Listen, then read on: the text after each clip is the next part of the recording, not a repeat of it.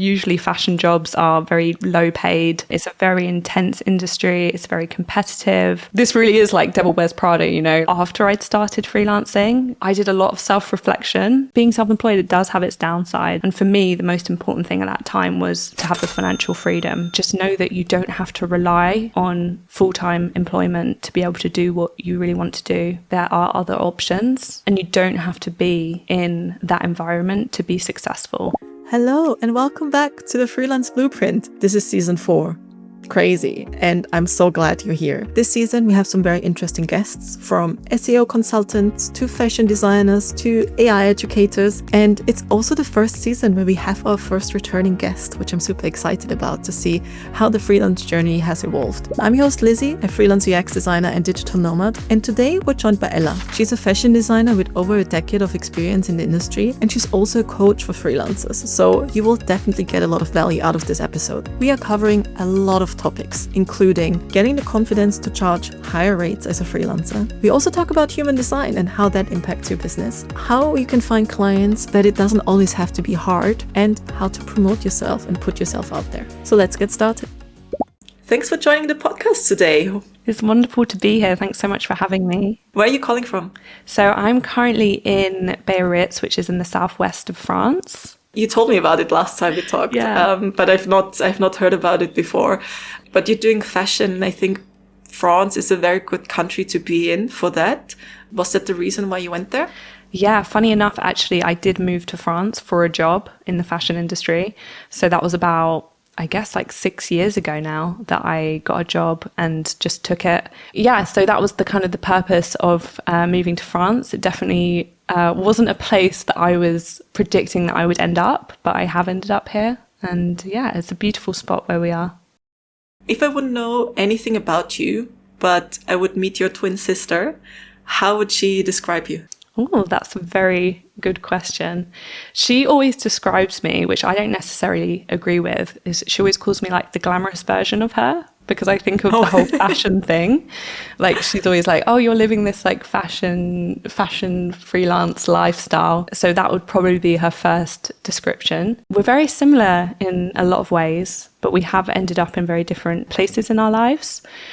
She's got a kid and a house and a husband, and I'm much more transient and nomadic. So I think that would probably be her explanation as well. I think it's like what your sister says. It's very glamorous. Like, when I think of fashion, I think of like, I don't know, Naomi Campbell and Claudia Schiffer. Like that's the supermodel era that I grew up with. Definitely. Walking down the runway, wearing Gucci in a way, like these kind of things, very lifestyle fashion magazines. What's your view on fashion? Like you're way more in it, and I think it's not just this super glamorous world, but it's more broad than what the average person might think of fashion. Like what's your take on it? Definitely. And I think there's a whole other side which is definitely not as glamorous. It's a very intense industry. It's very competitive. I think people are definitely attracted to it because of the glamorous side of it, and you know, thinking that it is going to be this lavish lifestyle, but it really isn't. Like usually fashion jobs are very low paid, it's very stressful, it's long hours, and it's always this kind of, I guess it's a bit of like a burnout culture. So it's always like on to the next thing. Okay, you never kind of finish a collection and kind of sit with it. It's always like, right, what's the next thing, what's trending now? And it's just always like so fast paced. So that's something that I actually really struggled with in the fashion industry. And maybe I was a little bit that it was going to be this kind of glamorous lifestyle, which it really wasn't in the end. What made you go into fashion? So I've really grown up in a creative household. When I was younger, my parents were both artists. They still are artists. I think that was really kind of embedded into my lifestyle. And, you know, I was always drawing, always painting. So I kind of knew that I would end up in a creative industry. And when I was working out what I was going to do at university, I felt so overwhelmed with options. I kind of just ended up picking something because I was like, I want to get a job after university. And I did like fashion, and I loved sewing my own clothes, and yeah, I was really drawn to that. So it kind of just felt like the natural progression. But I don't know if I was like fully cut out for the fashion industry. Too nice, too sensitive, I think. So yeah, that was definitely something that was a big kind of wake up call when I went into the fashion industry. When did you realize it's not this glamorous world? Probably pretty early on, I think, like maybe when I started doing internships and started kind of getting a taste for the culture and the lifestyle, I was like, okay, this really is like Devil Wears Prada, you know, like you kind of think, oh, that's a bit more dramatized and it can't really be like that, but it actually can be like that and it can be really brutal. Okay. Obviously, I'm painting a very like maybe a darker picture of it. Obviously, I learned so much in the industry. Like there was so much growth there.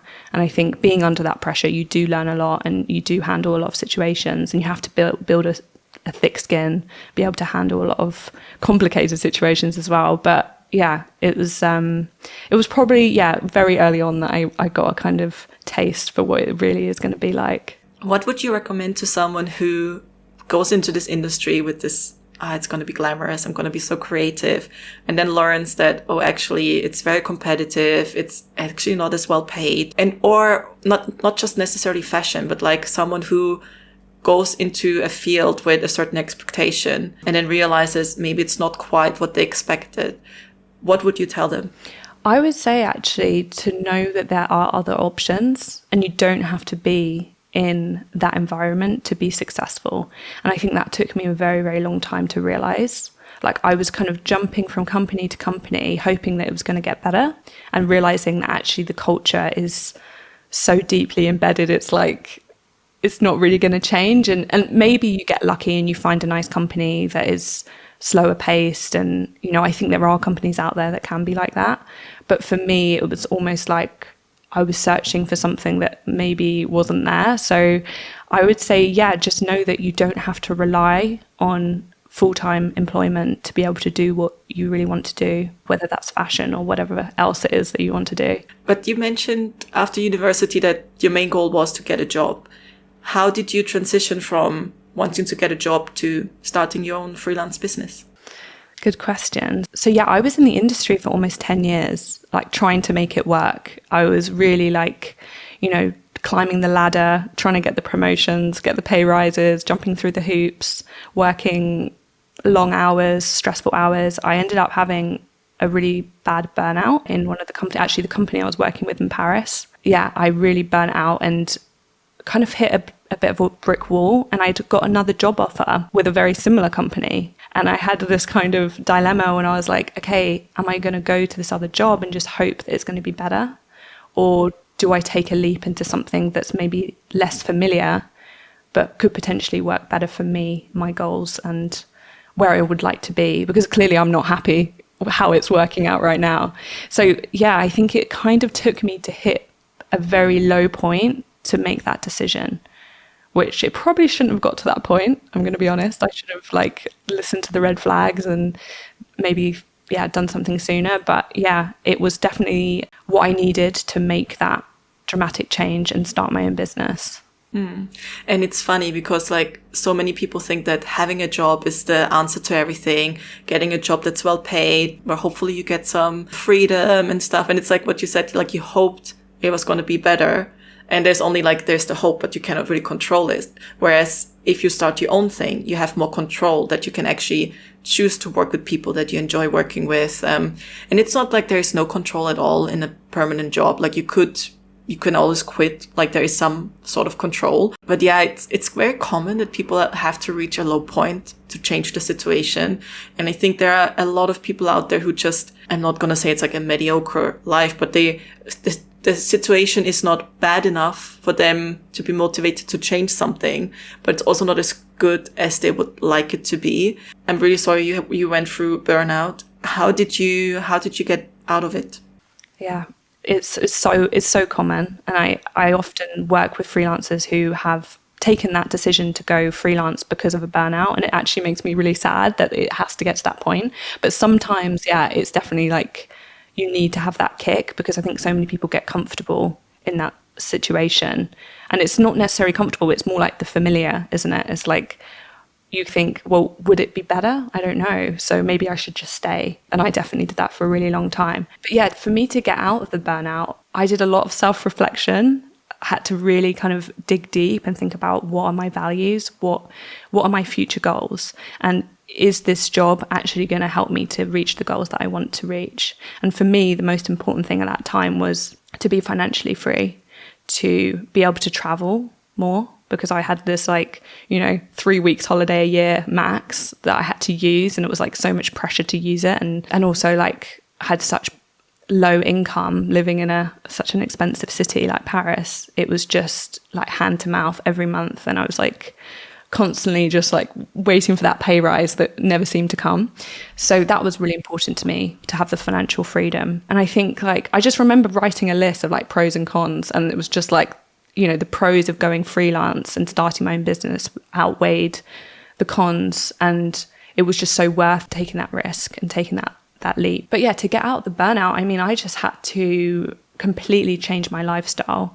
I got out of Paris as soon as possible. I think sometimes the environment, when you've had like a bad experience in a certain environment, I think a change is definitely really good. So that really helped me just to like move away, change my lifestyle completely. I actually got really into self-development as well at that point, which I hadn't really discovered. So I was doing a lot of reading and listening to podcasts, things like that. So that really helped me. And also just like connecting with people who also were doing what I wanted to do. So people who were like that step ahead of me, who were successful at what they were doing, and trying to block out the voices which were around me, which so many people were saying to me that it wouldn't work, that you can't go freelance, or you can go freelance, but you're going to be broke, or you can go freelance, but it's going to be stressful, Yeah. So, and in a way, for many people, it is like not every freelancer is automatically successful. Not every freelancer never faces burnout. Like it depends on what you take on, the expectation you have towards yourself, the projects you keep saying yes to. But there were two things that I find quite interesting. The one was the self-development that you mentioned, and the other one to expose yourself to people who are doing what you want to do. And on the self-development, I saw this post or something somewhere, scrolling Instagram, and it was something along the lines of, is opening your own business just like something like a quick course on learning about yourself and self-development, like being pushed through that? And that resonated because I think since opening my own business, since freelancing, it is a journey. You learn so much about yourself, about people, about the world. How was that for you? Like, did you do more self-development before starting freelancing, or was it the freelancing that helped you develop, like get to know yourself better and see what you want to do? Definitely. I love that kind of concept of, it's opening your own business or starting freelancing is definitely like, the best way to quickly know yourself and understand your weaknesses and your strengths. And it was definitely very confronting. I think for me, it was more like after I'd started freelancing that the self-development was really kicking in, because I was having to confront fears. I was having to overcome limiting beliefs quickly in order to be successful. And it was like, okay, it's not just like, oh, let's read about it and like take action later. It's like, no, I need to take action like right now in order for this to be successful and for this to work. Yeah, the second part was exposing yourself to other people who are doing what you want to do. Like, did you already know them and you saw that it was possible? Yeah. Or was it something that you actively seeked out? Yeah, it was definitely something I had to actively seek out, because I didn't really know anybody around me who were doing what I was doing, or even similar to what I was doing and doing it successfully.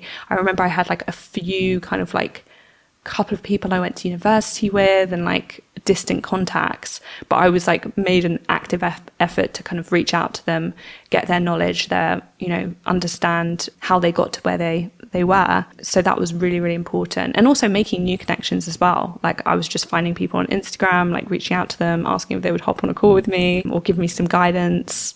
And that was so valuable. And just even other business owners. I don't think it necessarily needed to be freelancers, just other people who were running their own business and getting those words of wisdom. Was there a common thread that you saw in all of them, or some advice that all of them gave you? Yeah, the biggest common thread was just literally taking action every day and doing something which is going to bring your business that step forward. And also making sure that the actions you're taking are actually the money-making activities, right? They're not the things that are like, oh, this is fun to do that. Like, oh, I'm going to work on my logo now. Or like, oh, I'm just going to update my portfolio again. Like, it's like, okay, actually, you know, hopping on that call, sending that pitch. Yeah. Doing that email that you haven't wanted to do, you know, and just doing those things that are difficult, you know, the ones that really push you out your comfort zone. Yeah, it's not like working on your logo and your portfolio isn't important. It's more, of course, like a good portfolio and a good branding will definitely help with your message and attracting the right people. But it's usually the things where like, do I want to tell old John from company I worked at 5 years ago and I haven't reached out to that I'm freelancing because he has a big network and he might wonder who I am, but should I send this email? You know, like this kind of faffing about. It's that where you like feel icky maybe, or you're not sure.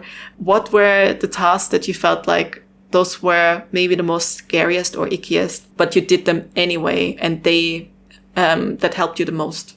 Well, I remember when I first started out, I promised myself that I would at least send 30 pictures a day.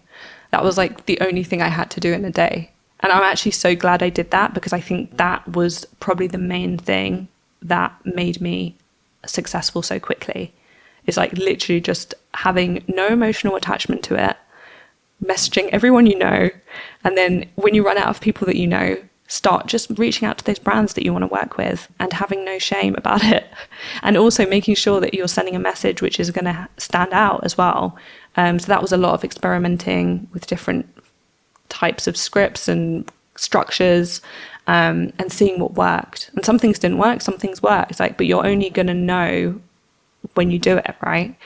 It's that's one thing that I think people maybe focus too much on, the theory and not the action. And I think obviously these things are important as well, but it's so important to take action, even if it's imperfect, and even if it's scary, and even if it's cringy.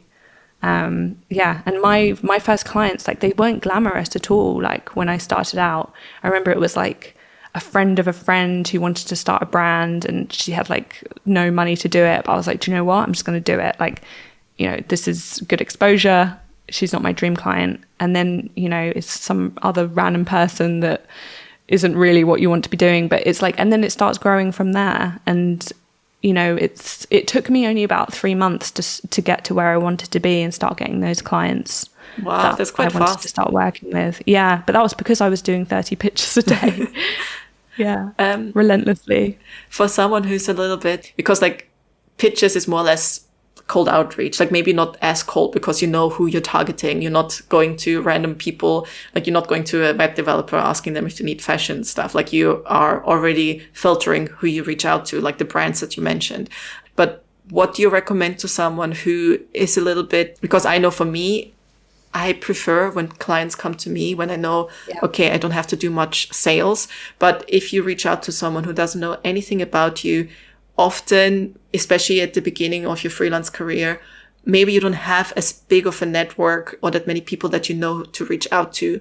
What do you recommend to someone who is messaging a complete stranger and tries to sell them the services? The key is to try not to sell. To try and to sound as least salesy as possible, because I think if you think about the generic message that every brand is getting is, hi, my name's this is what I do, here are my services, do you need freelance work? That's pretty much like the structure. So you need to kind of go against that and make sure you're going to be doing something that stands out from the crowd. So instead of just asking them, why don't you give them something? That's what I always think. Like, give them something that you've created, or something that you've seen that's inspiring, or maybe it's an event that's coming up, or something that you think will help them in some way. It could be something that you've personally created. It could be like, I don't know, like a trend prediction for fashion designers, or it might be like a doc that you've put together with some useful tips. So that's the best way to approach it, because people are much more likely to reply to you and get back to you when they feel like they're slightly indebted.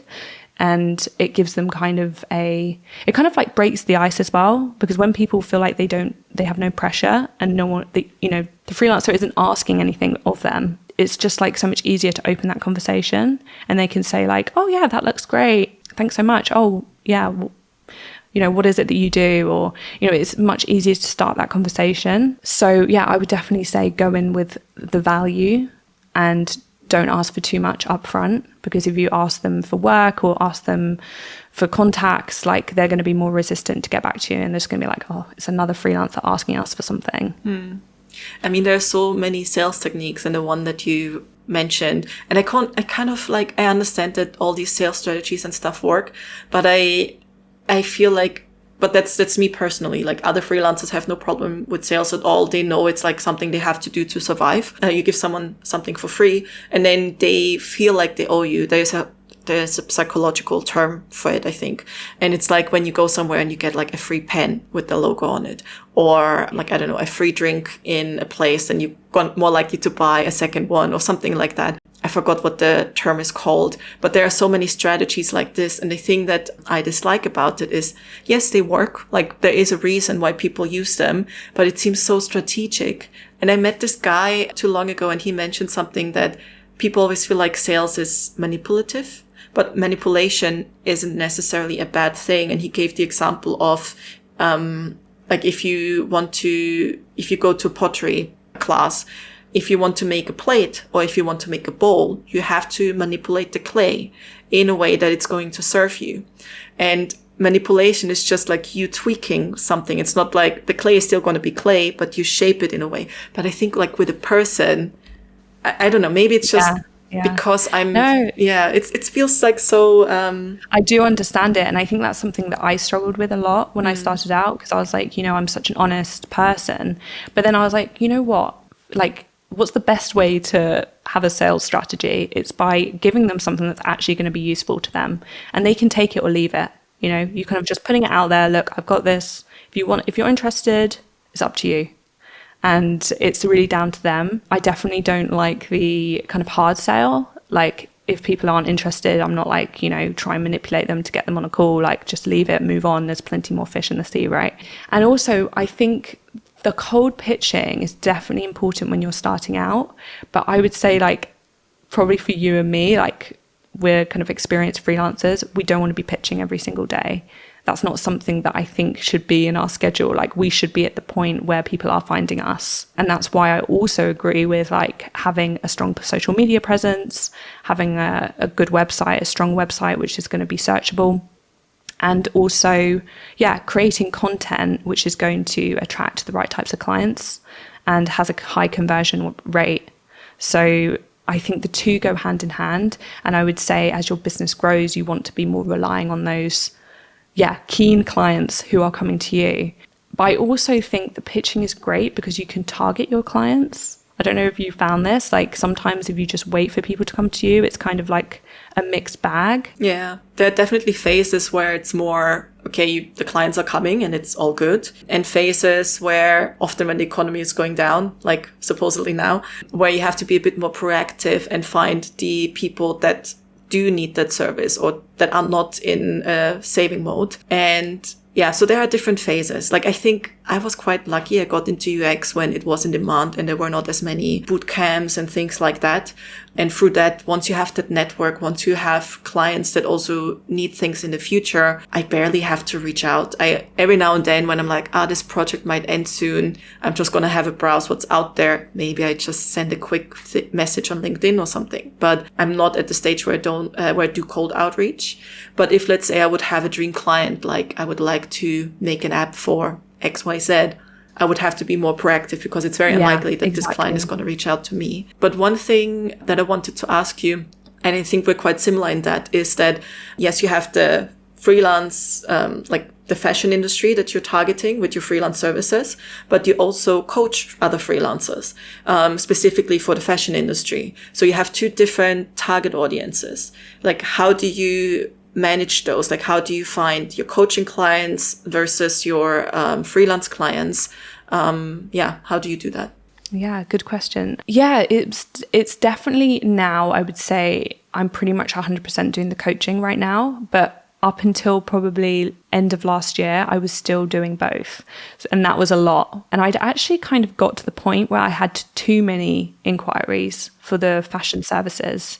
Like, I was overwhelmed with client inquiries. I couldn't take on any more clients. And I really think that was down to like the work that I'd put in at the beginning of my business, promoting myself. Because the thing is, it's like probably the same with you as well, with UX design. It's like once you get some good clients, they become reoccurring clients.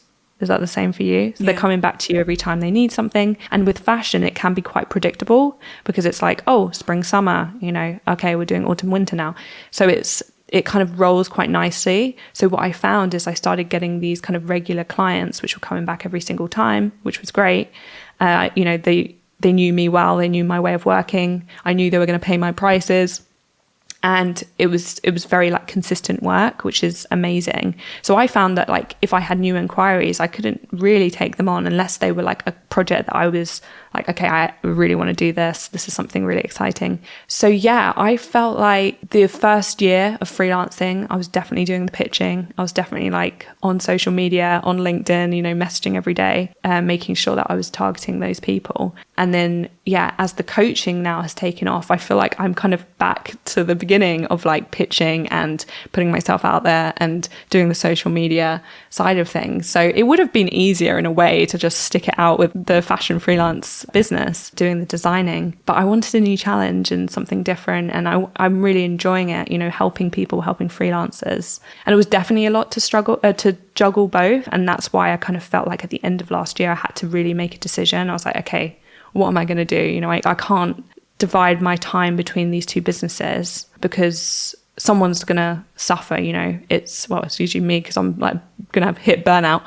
But it was also like my clients, my design clients wouldn't get the attention that they deserved, but then also my coaching clients and my coaching business wasn't going to grow. So yeah, I had to make that hard decision. So now 100% coach, but may go back to the designing at some point. So we'll see. Was there a specific reason or a point where, like, I know what it's like juggling many things. Like I have the freelance business, I have the Freelance Blueprint, like the podcast is part of it. And I want to have like, basically I'm building a platform where you can get courses and stuff, but it takes so much time. I have a co-living, I have a private life, I want to travel. And it feels like if you do too many things at once, nothing ever progresses. And it's good that you then decide to give your 100% focus to one thing, because then you also see it grow. Did you see that something has changed in the coaching business since you gave it all of your time? Yeah, definitely. I always felt like the coaching business was almost like a bit of a side hustle, because at the end of the day, like client work always took priority. We had deadlines and, I needed to deliver at certain dates. Whereas like the coaching business is a little bit different, because I'd say like most of it, there is the client management, but it's much more like a 2-hour call once a week with my client. And then, I might have 1 or 2 calls a day. Whereas like the design work was much more demanding. You need to put a lot of time and energy, how it is, doing updates, doing amendments, having fittings, doing all that stuff. So yeah, that definitely became much less in terms of like demands with the clients. But yeah, it was definitely a lot more going into the marketing side of it and the growth element of like, how is this going to work? How is this going to be, sustainable and successful? So that was definitely like a very, really big transition. So, yeah. And it's also very beneficial that you have these returning clients, because you're also creating a bunch of like professional freelancers in the fashion industry where you can be like, I'm not doing this anymore, but I know all of these people that I can recommend, and they will probably get like contacts through you and stuff. How do you feel about, because like I'm still I did the opposite. Like I now focus more on doing UX design for the clients, because I had a phase where I just did the co-living and I was like, okay, I need to get some money back in, because the co-living is in the early stages where I have to tell people, what is a co-living? Why do I open a co-living in Sri Lanka and all these kind of things? So it's like, again, at the beginning and learning, whereas the UX is at the stage where I'm like, if I need gigs, I know how to get them. I'm very efficient now, so I can get the tasks done quite quickly. But my kind of issue is that I'm worried about my UX clients Googling me and finding my cringy Instagram. Like how was that for you? Because like at the beginning, when you search my name, Elisabeth Mayr is a very common name in Austria. It's like John Smith in English, and you would find like a football player, I think, when you search that name. Now it actually comes up with some of my Instagram stuff, which is like, yeah, it's like, really? that's not what I want to pop up when like a UX client finds me. But yeah, how did you manage having two different audiences? It was definitely hard, and I definitely felt the same as you, like a little bit cringe when I was like, oh, I don't want my clients to know. But then at the same time, I was like, isn't that like desirable for them to see that I'm a freelance coach, you know, teaching people in the industry? They're going to be like, oh, you know, she's my designer. That's great. Like, she's clearly good at what she does. So I had to try and like change my mindset. But at the same time, like, I remember I had a few of my clients like follow me on Instagram, and I was like freaking out. I was like, oh my God. Because also you have to remember that my content is telling people how to deal with like difficult clients, to set boundaries, to charge more, like all of this stuff. And I was like, oh my God, they're going to look at it and think like, I don't know, like that I'm like anti-clients or something. But yeah, like I still get like my past clients like liking my content and being supportive of it. So I think, you know, people need to accept that, you know, we are business owners, we're freelance, like we can have multiple businesses. We're not restricted to just one thing. And we can pivot as and when we choose. But that's also the nice thing about freelancing. Like, you can open a new business, you can go on a new venture. And what you mentioned with like one of your past clients finding your coaching stuff, that was one of my biggest fear. And so far, from what I know, it was only one client that found my coaching stuff. And she actually reached out to me on Instagram.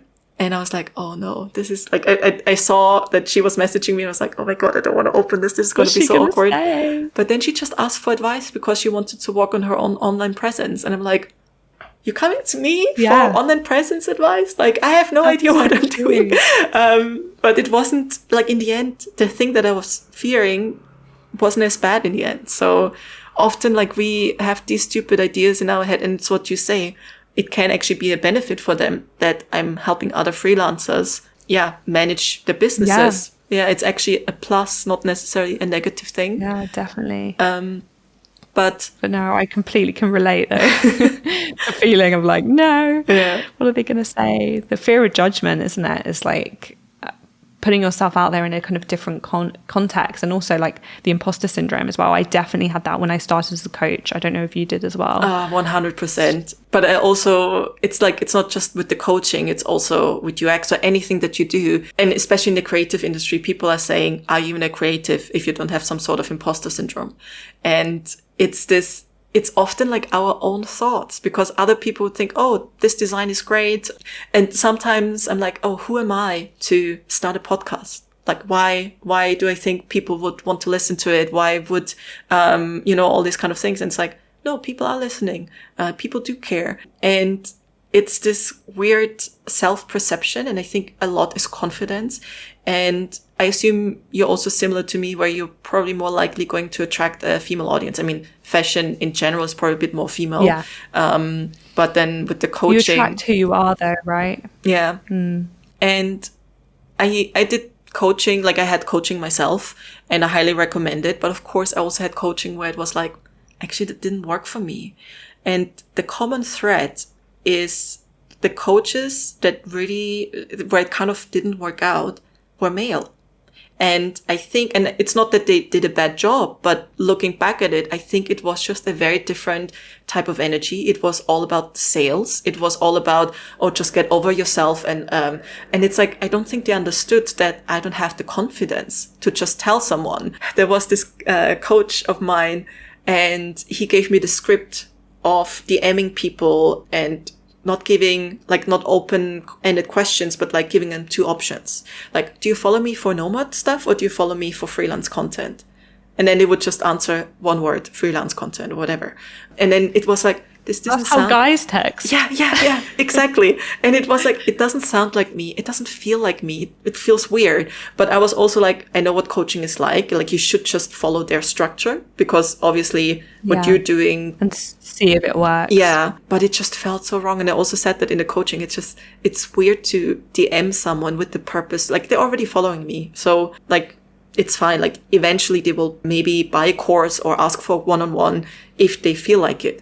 But he was like, no, you have to be proactive. And yes, you have to be proactive as a freelancer, but it was just not my type of selling. And yeah, and then I had female coaches, and I think they just understand more about imposter syndrome, and I'm not saying men don't have it, and I'm not saying men are bad coaches, not at all. It's just that was the common thread, that it was like a bit of a different energy behind it. Definitely. And I think also like those sales methods might work better on men. I think we spoke about this before, like my partner, he's a dating coach for men. And I mean, it was great having him when I started out freelancing, because he had so much experience in these areas that I didn't have much experience, you know, having sales calls and, you know, having to, you know, deal with these objections and things like that. But like sometimes like he would tell me to do things and say things, and I would just be like, I can't say that. Like that doesn't even, like, I can't even imagine myself saying those things. But when he says it and I hear him on a sales call, it sounds totally normal, and like, and it works as well. Because I think sometimes that kind of like tough love, like straight to the point, like no bullshit type of sales maybe does work better for men who do need help with their dating lives. But maybe it's not going to work on a freelance designer who just wants to overcome her imposter syndrome, or, you know, whatever it is that they need to overcome. So you just got to go with what feels right to you. And this is something I always tell my clients as well. It's like in my coachings, I give them scripts, I give them like templates, but I always say to them, I'm like, if this doesn't feel like you need to adapt it. I would recommend that you follow the structure of like the call or like the message, but make it sound like yourself. And if you don't feel comfortable, like, that's absolutely fine. Like, do it in your way. So that's what I always try and recommend, because I know how it feels like to write a message and just be like, this doesn't even feel like me. And I think people can feel that. They can feel like these are not really your words. And then it's, if the message and the energy and like the result and stuff, they don't match, you're not going to end up with the sale, because any confusion is going to end up in not a sale. Like, they need to be convinced that you're the right person, you're going to solve my problem. And that's all you really need to do in the end. Like, what's the hesitation? And it's not just about, oh, I really want to sell to that person, but it's also like, I only want to take on coaching clients that are also good for me. So before I take on anyone, I have a chemistry call, because also I'm going to invest my time with that person. You know, like it's my knowledge that I share. And also I want to see, is that a person that takes action, or is that a person that wants everything to be done for them? Is that a person that I enjoy being on a phone call with? Or is it going to be me dreading talking to them, which luckily never happened. And I think, but it's good that you've considered these elements. Yeah, because also I found that, sorry to interrupt you, but I was just thinking that I found something that I had to really accept, especially with the coaching, is that you are not going to be the right coach for everyone. Exactly. And that's okay. Your approach isn't going to suit everybody. And I think that's something that I really had to accept. And, you know, you kind of, when something does happen or something doesn't work for someone, you're like, oh my God, or maybe they resist your approach. That can feel really like you kind of question your whole life, I guess, and like your whole concept of coaching. So accepting that not everybody is going to be the right fit for you, and that's absolutely fine. Like, my approach isn't going to suit everybody, and I think you're so right in like you attract who you are, right? And it's like, I do feel like I attract females who have the same energy to me and maybe the same approach as well. So I've been really lucky with that. And it's like I said, like the coaches that I had, they're not necessarily bad coaches. It just didn't work for me. But also, have you heard of human design? Yes. Yeah. I've got a book on my shelf. So for me, it's a bit of a mix, because supposedly it's based on science, but then it's also based on your birthday and time, which is like, and I'm not like, oh my God, astrology is, or like star signs is. I used to be like on the side of, this is utter bullshit. Like, don't tell me whatever because of my star sign.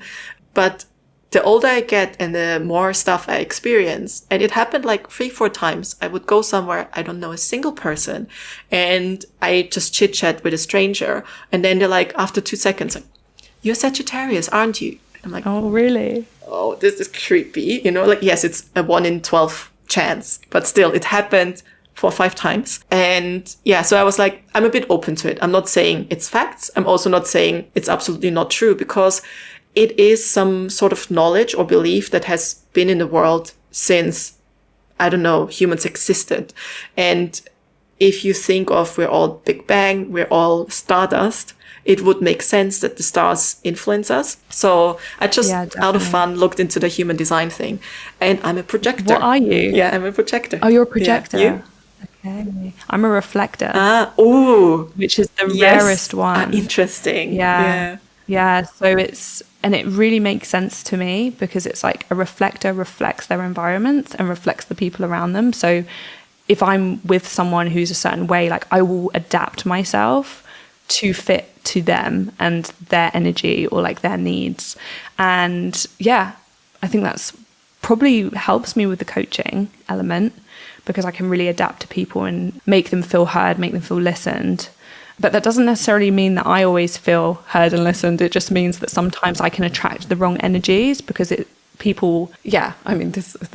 sounds a bit weird saying, but like people always like feel great after being with me because it's like I've given them everything that they need and they go away feeling really full and I go away feeling really like depleted and like drained. So I have to be really careful about that as well. So that's something I learned. I went to this one workshop because a friend of mine, she was super curious about it and it was for free. And I was like, you know what, let's just go learn something new. You know, it can't hurt. And, she was basically explaining the different human design types and the reflector, I think is just 1%. So it's really, really rare. And the way, it's defined if you're like which type you are is on your birth date and time. And there's basically an imprint 3 months before you're born and on the date that you're born. And they're like, it's based on the chakras and if these things are filled or not filled. And it's crazy how much I remember from this one session. But basically a reflector has nothing filled, which is why you absorb it and reflect it back. Whereas like for example, like let's say the top chakra, I don't know, the stuff that's in your brain, if that is filled, it means you get inspiration by yourself. You come up with your own ideas. Whereas if it's empty, if you need an idea, you would have to get inspiration. You would have to listen to music, listen to podcasts, go to a museum. So you can make ideas, but it's not really your own. So this is basically the theory behind it. And I don't have my inner self defined, so that's empty. And that kind of made sense for me because I always admired the people that would go to a restaurant, open a menu, and in 1 second, one glance, they know, I want this. And I'm so indecisive. I'm like, I would be happy with this, that. But and then I'm like, I don't know which one I want. And I could have this, but then you see this other meal and I'm like, what is this? And it's like, and I'm basically getting influenced from the people around me.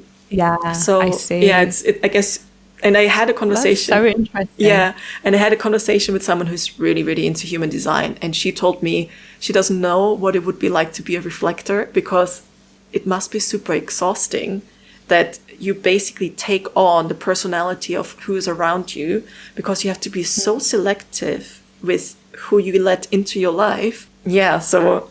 It's interesting. And I had to go, it's really interesting that you've really explained it so well. And it's actually like, it's kind of scary when I'm like, oh my God, I'm a reflector and I'm so influenced by everything. And I think something that I really struggle with is, first of all, like knowing myself and knowing that the reasons why I make decisions, if that makes sense. So I take a really long time sometimes to make a decision because I'm like, am I being influenced by someone else or is this actually what I want? And it takes me a long time to come to that realization of like the next steps so I think I have a friend who's really into human design as well. And she said apparently reflectors need 30 days to make a decision and they should take 30 days because apparently in the 30-day cycle, you will know by the end of that, whether it's a decision you really want to do or if it's something else influencing you. Oh God. And I thought I'm so by the time you're in the restaurant, are you going to wait there a month, to decide what you want to eat? 30 days later. Yeah, exactly. But something else that I really struggled with, and this kind of links back to the freelancing, is that, and it also linked back to every area of my life and something that I realized I hadn't really conquered until I started my own business, was setting boundaries with people. I really struggled to set boundaries because I would always be thinking, I would never think like, how do I feel? I would always be like, how's the other person feeling? Or like, if I do this, am I going to make them feel disappointed? Or are they going to be sad? Or like, what are they going to think of me? And like, had to really change that way of thinking and be like, okay, is this actually good for me? And is this actually something that I accept? So that was also kind of going back to the self-development side of freelancing. Like, setting boundaries was like the scariest thing. I was like, oh my God, I've never done this before. And also it meant that I had to really rethink people in my life as well. Like, it made me realize that I was like, there's a lot of people in my life who aren't, you know, giving as much as I'm giving. So that's been a really big transition. And now I feel like I am very selective with, you know, my friends and who I surround myself with, which has been a really positive change. And then also in business as well, you know, I have really strict boundaries now.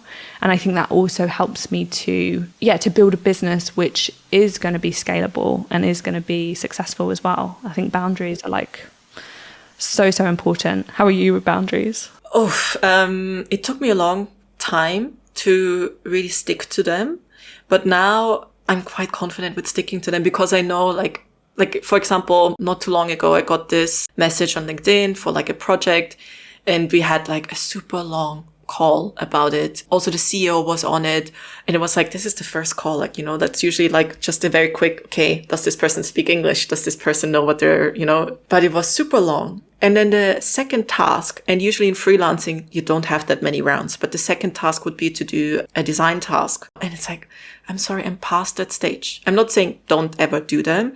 If you can use them in your portfolio or something, you know, like there can be, or if you're very early on in your career, maybe there's not really a way to get around it. But like, I'm at a stage where I don't feel like I should do them anymore. Definitely not. And I told the client, like, I'm not doing any unpaid design tasks anymore. So if you want me to do it, I can, but you would have to pay me for it. And then the client was just like, oh, we don't know how this will work because other people have done a design task. And it's like, if other people do it, then go with them. But if you, after a 1 hour conversation, still need me to do a design task to understand if I'm working, like if I'm the right fit for you. But anyway, so the reason why I brought up this whole human design thing was supposedly the strategy for projectors is to wait for the invitation.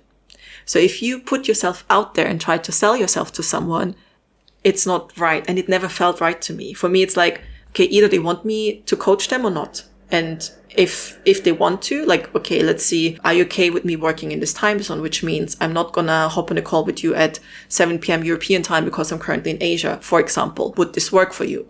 And so it's more like, how are we gonna work together? Not if. Not if. Yeah. And it's a bit weird because it feels like such a passive approach to wait for someone to invite you to work with them. But then aren't those the best types of clients? Yes, exactly. You don't have to sell it's anymore. So much easier, right? Yeah. And I feel like what I say to my freelance clients is that if you don't feel comfortable with the pitching, you just need to make sure that you're active elsewhere. You know, if that's something that really struggles, obviously I'll be like, you know, you really should be doing some pitching, but especially as they're starting out. But I'm like, if you really don't want to do that, just make sure you're active on social media, make sure you're active on LinkedIn, and make sure that you're easy to find, like have a website, you know, have really easy to navigate, like how to work with you, how to book a call with you, like make sure those systems are really in place so that people, first of all, know that you're available, know that you're taking on clients, and that they can reach out to you and they can contact you. So I think if you're doing that and it's working, then that's fine. No need to cold pitch. And I always say this to my clients because they really do resist with the pitching. I'm like, this isn't forever. This is like just now because we want to get you some income. Like we just want to get you some clients. You won't be doing this forever. And the thing is, I find like there are so many ways to find clients, and I like to compare it with an actual shop. Let's say you're a coffee shop in some city, you know, maybe some people walk past and they see the shop exists and they will get their coffee there done. But maybe some people don't know about you. Maybe they will find you on Google Maps. And at the very, very beginning, when you just opened, you will not have a Google Maps account because like maybe you won't rank high because you have no reviews, things like that. That's the phase where you have to cold pitch. And cold pitching is like standing somewhere near your shop with flyers. And if anyone ever had this job of like handing out flyers, you know how how disgusting it feels. Like people will ignore you. People see you from the distance and go to the other side of the road. People will, 1 in 10 will take one. Yes, exactly. Some people might take it. Some people have done this job and they're like, I'm just going to take that flyer. And then it will work for some of them. But it's like the least rewarding type of sales. Yeah, and least enjoyable. And I think that's the thing. It's not rewarding. No. And I have it so much. Like, I had it on a coaching call the other day. Like, one of the women I was working with, she's desperate to get clients. So I was like, right, you need to pitch this week. All you're going to do is pitch. And then she says, I pitched all week and I got no results. I was like, well, okay, let's review it then. Let's see. How many people did you pitch? I pitched 5 people. Okay. So that's what you did this week. Great.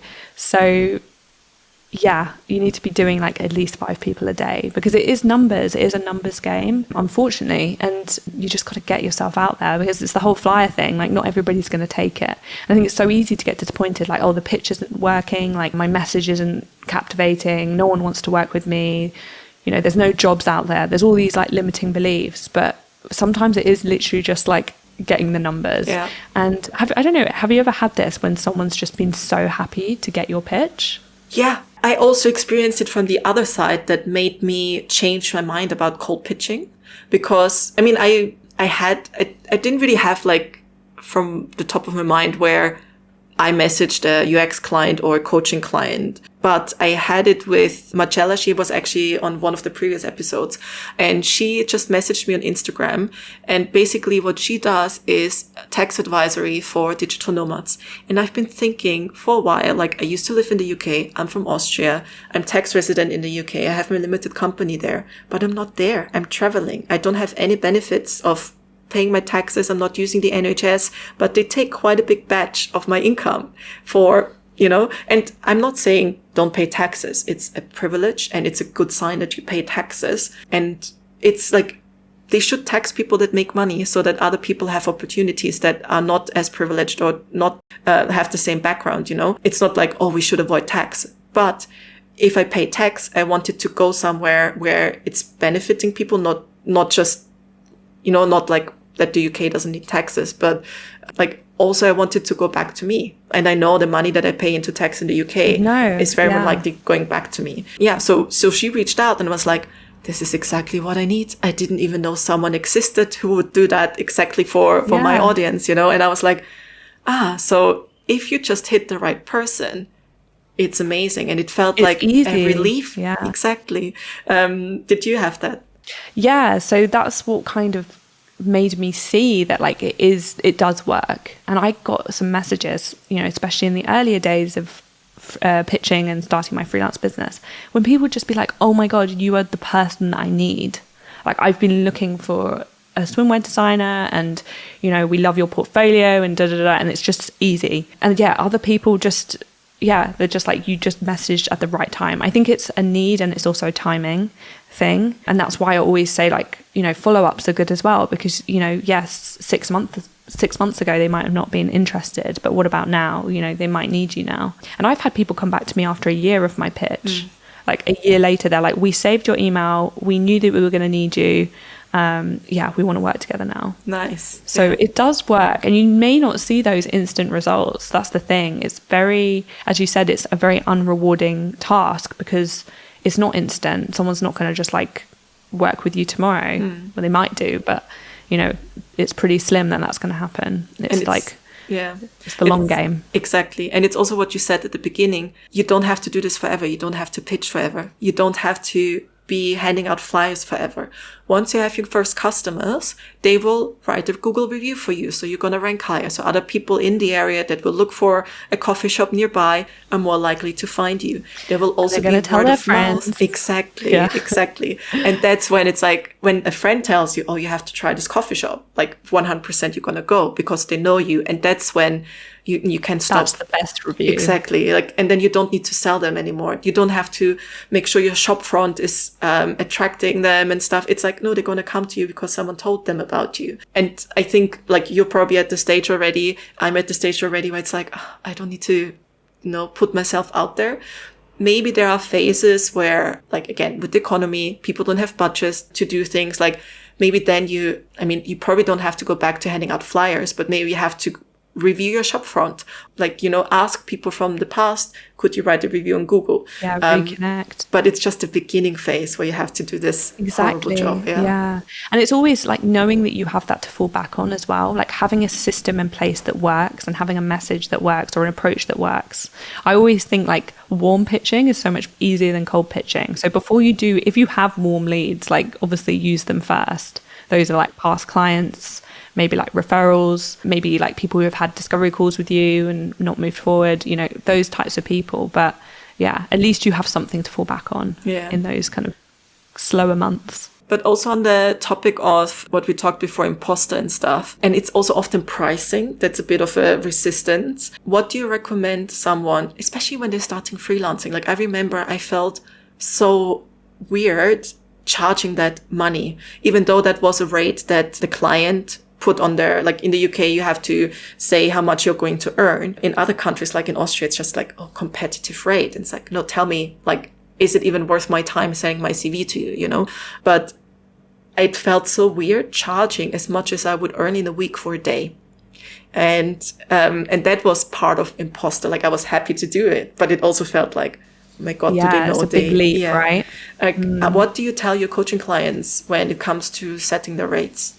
Yeah, so rates is such a big topic. And I think finding clients and working out your rates are probably the two most commonly asked questions that I get. Is like, they're the biggest struggles to overcome when you're establishing your own business, because obviously you need clients and you need to get paid, and how much should you be paid? And it's a really, really hard one because it's so personalized to the person. And obviously I will always encourage my clients to be charging more, and my coaching clients to be charging more. And it has to also be aligned with their goals and where they would like to be and where they live, and what their expenses are and how much they want to be earning, but also how many clients can they take on a month as well. So it's almost like doing the equation of like working out how much you need to live, the basics, but then also thinking about your financial goal, because you probably want to be earning comfortable amount so you can do the things that you want to do, so you can travel, or you can go on that holiday, or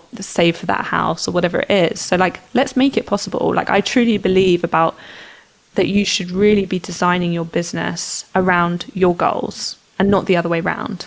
100%. So if you want to be earning 20k a month, like why not? Maybe you need 2 10k clients. Like it's possible, it's definitely possible, but maybe you have smaller expenses, and maybe you're not doing it full time, or maybe you can only take 1 client on a month. Like it's really dependent on like their situation.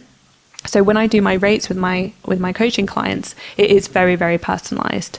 So I'll get them to work out their budget, like how much they need to live, and then I'll ask them how many clients can they take on a month, and then that will give you like the approximate amount that you should be charging per month. I usually like to do it per month, and then you can work it out, because you're probably not going to be able to take on 5 new clients every single month. That's unrealistic. So if your target is 5,000 a month, and you have to take on 5 clients at 1,000, like you're going to be burnt out. So it's better to take on 1 client at 5,000 and have that as your goal. And then it goes back to the pitching and putting yourself out there and making sure that you're going to be attracting the right types of clients. And I don't know if we've actually talked about this topic, but the number one place where people go to look at rates and competition is places like Upwork and Fiverr, which I think totally destroy that kind of perception for freelancers. And they think that they should be matching those rates. And they're like, but I saw on Fiverr that people are doing designs for like $50, so I have to be charging that. I don't know if you've had that as well. Absolutely that kind of thought process. Yeah, it's definitely better to do it backwards. Like, how much do you actually want to earn? And it's not gonna mean that you will 100% earn this, especially at the beginning. And the longer you are in the industry, the more you understand what you're gonna charge them. Like, there are different ways you can charge. You can charge on a day rate. I guess it's a bit less common in fashion, but in UX, like, most of my projects are on a day rate. You can charge on a project rate or on a retainer rate. And retainer have their advantages, because in a way it's like a subscription, no matter what you do, you will always get paid. Like it's like Netflix, no matter how much or how little you watch, you pay it. But that could also mean that some months you have to do a lot of work and some months you don't. And it's a bit difficult to plan with some clients. I kind of like the project-based one because like the more experience you have, the more efficient you will get. And you kind of punish yourself for becoming more efficient in it if you keep... Which is so bad. Yeah. I hear people saying, like, oh, but that CAD design or that design will only take me half an hour to do, so I'll charge the equivalent of like a half an hour. And I'm like, no. You're only taking half an hour to do that because of your years of experience, exactly. Because of all the work that you've put in. And don't think about the time, think about the value of that design. Like that design can make them millions. Yeah. 100%. And you're going to charge $50. Like, no. So no, I totally agree with you with the value-based pricing. And I think that also opens up so much freedom as well, because you're not thinking like, oh, I have to work 8 hours today to be able to, earn X amount. I can work 2 hours and then the same, as long as I get the job done. Exactly. Yeah. Like if you have a cleaner for your house and one person charges, I don't know, 10 quid an hour, and they take the whole day, and maybe another cleaner has some equipment or something where everything's like, in the end of the day, the house is clean. I'd rather have the person who is faster, because it means I can go back to the room without being disturbed, and the end result is the same. And that's the thing with clients as well. They just want high quality work, quick delivery, and like a friendly service, I guess, is important as well. But it's just the results that they want. They don't care about how long it takes you. Exactly. And the faster you are, the better, actually. Unless if it's too fast, then maybe they get a bit suspicious. That's true. But how do you feel with charging your coaching clients versus your fashion clients? Because I don't mind at all saying my rate when I talk to a company and I offer my freelance services, because it's a company. Like the person I'm talking to are unlikely to pay it from their own pocket. It's the company's money paying for it. And I think the reason why I'm a little bit icky selling my coaching services is because I know that's a person paying from their private money. Like that's their saved money. It's not a company. And you want to make sure that they get the value. Yeah. And I know I will provide value, but at the same time, I know I'm asking them upfront to send the money before I've given the value. Yeah. How do you feel about it? I think that was definitely something that I struggled with when I started out, because, I did a lot of research of the, the competition, what the rates are. And I think my rates compared to a lot of coaches are very, very reasonable. And also I wanted to make sure that my rates were going to be freelance friendly, I guess, because, freelancers, and especially freelancers who need help, aren't going to be earning a lot of money usually. They usually need help with these things. So I try my best to make it affordable for them. And I feel like now, as I've kind of grown in confidence, I can see, like, I really believe in the value. And I think that helps because I've had so much success with my clients. And I know that the growth that they can see in the time that we've worked together is going to be like a big transformation. And I feel like, because the thing is, it was like before, it was like I knew it worked for me, but I didn't know if it worked for other people. And you always have these limiting beliefs, like, was I just lucky? Like, did I just like land on my feet? Or maybe it was just like worked for me, but it won't work for someone else. But when I started getting more and more coaching clients and seeing that the strategies and the methods were working for them, and they were seeing big results and a big difference, that has now kind of reassured me that I know that my coaching is value for the money.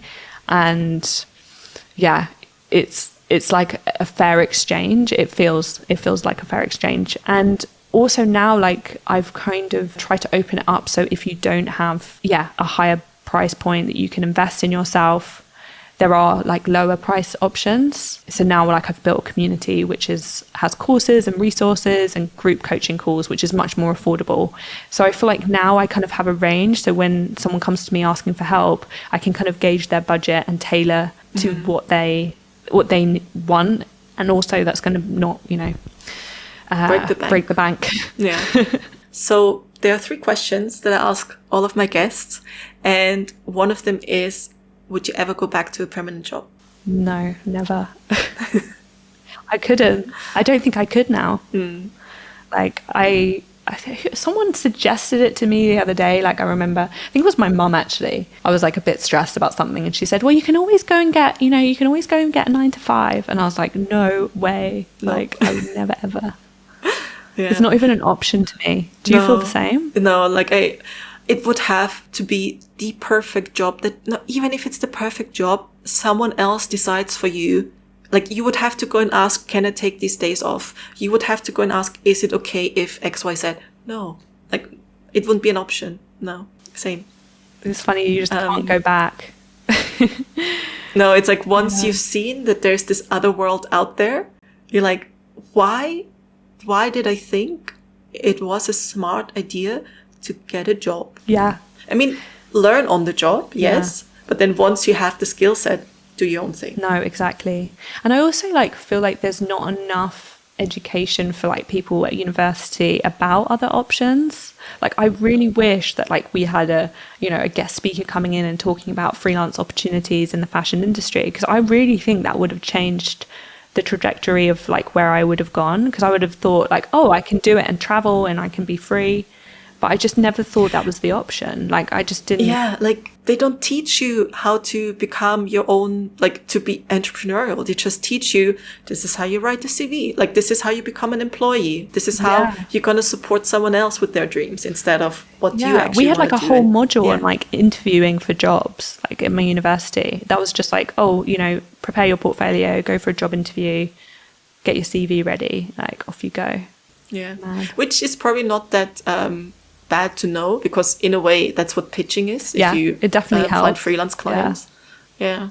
If you could go back in time to that girl that had these courses with how to do interviews, who probably just had this epiphany of, oh, the fashion world is not as glamorous, it is Devil Wears Prada, what do you think you today would tell your younger self back then? God, that's a good question. Yeah, I would just say that like you don't have to put up with it. Like there are other options. And I think I was really blind to all the other opportunities that were out there. And I just put up with so much shit. Like I just felt like I just kept fighting through it and thinking it was going to get better. And the thing is, especially when you work for these big companies, like you're just a cog in their big machine. And, when you run your own business, you can really control, your future, your goals, how much you're going to earn, how much time you're going to spend, take off. These things are so important. I think, some people, full-time work, it works for them and they need that, they need that consistency and they need that like controlled environment. And I think some people are really happy in those types of positions. But yeah, for me, definitely wasn't a good fit. So yeah, I think I would just tell myself like, just take the leap and it will work out. Nice. And if you think of your future self 5 years from now, maybe she's taken on some more design projects. Maybe she's just doing coaching. Maybe there's a different venture. Maybe you create your own fashion brand, if you don't have that already. Maybe, who knows, maybe you have a whole company of creating this army of confident freelance fashion designers. What do you think your future self would come to you today to tell you? Oh, these really good questions. I think she would say to me to not to be scared to keep trying different things, because I feel like that's basically how you become successful, is by just trying and failing until something works and something clicks. And I feel like I'm at that point of this coaching business where I'm like, I'm gonna make it work. So I think she would just tell me to keep going and keep trying, keep putting yourself out there, because being self-employed, it does have its downsides. You have those days when you're like, what am I doing with my life? Like, is this really going to work? When am I next going to get paid? Like, you have all these, limiting beliefs and negative thoughts, but you just have to really trust and go with the process and know that it will work out in the end if you put the time, effort, and take those big jumps, which can feel really scary. Yeah. But it's always, it's so much more rewarding than a permanent job. It really is. It's definitely worth it. All those days when you have those those negative handing out flyer thoughts. Moments. Exactly. Yeah. It's all worth it in the long run. I wouldn't change it for the world, even though it can be stressful at times. Yeah, thank you so much for this conversation. I really enjoyed this. For the listeners who want Me to learn more too. about you, where can they find you? Yeah, you can find me on Instagram. It's probably the best way. Or I'm also on LinkedIn. LinkedIn, it's Ella Chisholm. And on Instagram, it's the Fashion Freelance Coach. And that's probably the best ways to find me on social media. I'll put all the links in the description anyway. That's fine. Yeah. Great. It's been so nice talking to you. Thank you so much for having me, Elisabeth. Thanks for being here, Ella. This was super nice. Thank you. I know, it's such a great conversation. I really enjoyed this episode with Ella, and I hope you did too. If you're interested in having her as a coach, I mean, this episode should have convinced you. You will find all the links that you need in the description of this podcast. If you like this episode, please leave a review and hit the follow button. Share this episode with anyone who you think can benefit from listening. That's all from me, and I hope to have you join again next week. Bye!